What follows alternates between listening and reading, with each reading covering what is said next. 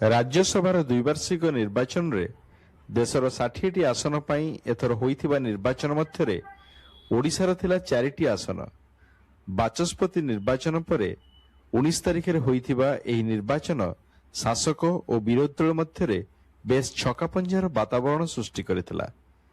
श्रीमती मीरा दास, श्री प्रभात सामंतराय, श्री शारदा महांती और श्री बसंत दास अवसर ग्रहण करुथिबा परिप्रेक्षी रे एथर राज्यसभा पई कांग्रेस रो श्रीमती जयंती पट्टनायक, श्री अनंत प्रसाद सेठी और श्री मरीश कुजूर एवं जनता दल एकमात्र श्री दिलीप राय प्रार्थी होइथिबा बेले जने स्वाधीन प्रार्थी श्री प्रदीप देव प्रतिद्वंदिता करिबारु अनेके एई निर्वाचन घोड़ा दौड़र फलाफल को अपेक्षा करथिले। स्वाधीन प्रार्थी श्री देव को जिताइबा सकाशे पूर्वरु बीजेपी, जनता दल और केतेक स्वाधीन प्रार्थी घन घन बैठक में मिलित होइथिबा सत्वे प्रार्थी जनक विधायक मानक ठारू मात्र 6टी प्रथम पसंद भोट पाइबा घटना विरोधी ऐक्य को फसर फटाई देथिला। विरोधी प्रार्थी भावी प्रार्थी थिले से जीति न पाले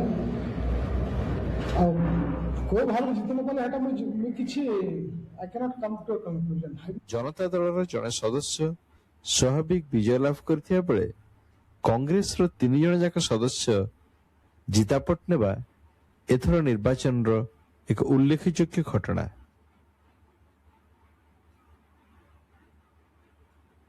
आगामी दिन रे आपण कोन करिया पे चाहछंती, आपनकर कार्यक्रम कोन? मैं तो कहूँ ओडिशा इंटरेस्ट, महिला मानकर इंटरेस्ट, ये समस्त इंटरेस्ट विशेष करी मैं देखि आछि एबे मध्य देखि बहुत बड़े से मतलब फील करिछि हेल्पलेस लागुछि जे एठिकार प्रॉपर प्रॉब्लम सब जगह प्रॉब्लम्स सेठी प्रॉपर्ली प्लेस हेइनी। मु मोर पूरा चेष्टा करिबि सेठी पर्सनल रिलेशन करी कि एई प्रॉब्लम्स गुडा प्रॉपर्ली प्रॉपर जगह रे ताको मु प्लेस करियो पे मोर पूरा चेष्टा करिबि। ओडिशा विधानसभा रे कांग्रेस दलर सभ्य संख्या 78। आपण एते अधिका वोट पाइ पाले किपरि? अने वोट देला केम पायो केनती समस्त हेले विरोधी दल रे फाटा सृष्टि पे? विरोधी दल कहले कोन बुझौची? विरोधी दल तो गोटे दल न, सेथिरे अनेक दल अछंती, स्वाधीन अछंती। आ जो घोड़ा व्यापार रो अभियोग करा जे मु जानि घोड़ा कोठी थिला के ताको व्यापार करता।